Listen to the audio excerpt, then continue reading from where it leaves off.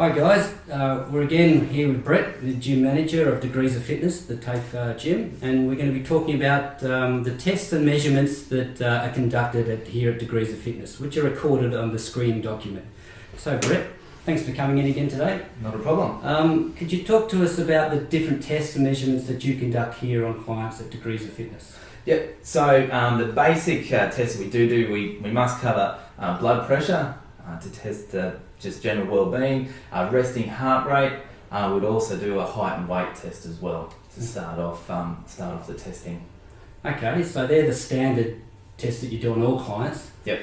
What are some of the other tests that you do? What are some of the other tests you do, and why would you do those particular tests? We can also offer skin fold tests. Yep. So we can do that. We can then gauge sort of body fat measurements, which is a good one for weight loss goals. We can do girth measurements as well. That one is also good to see if we've got any size gain for hypertrophy. And then we can also do postural analysis. We offer that. That one also we can then test along with manual muscle testing. We can see if there's any muscle imbalances, and then that can give us a good guide as to where we're going to go with our program and how we're going to write that program. Okay, and those tests aren't compulsory though, are they? They're just depending on the goal and... Dependent on goals and how comfortable the client is. We don't force anyone to do every test. If someone's uncomfortable, particularly with skin fold tests and girth measurements, then we don't want to make them feel uncomfortable. There's other ways to go about gauging those kind of goals.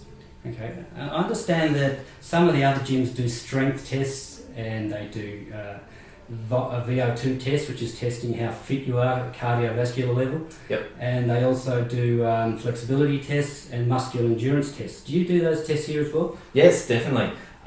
We do, there's two tests we have, the VO2 max test, so we've got the A-strand bike test we can do, plus a 7-minute walking test on the treadmills.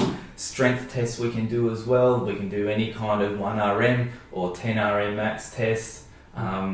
Other endurance tests we can do, beep tests, other Cooper's 12-minute runs, things like that as well. So there's a whole range of tests that we can do that we might think which is specific to a particular individual's goals, then we will get those tests and use those. Okay, great. So that's important information. What do you do with that information? Do you come back and revisit that after a period of time to see how the client's progressing in their exercise planning or programming? Yep, definitely.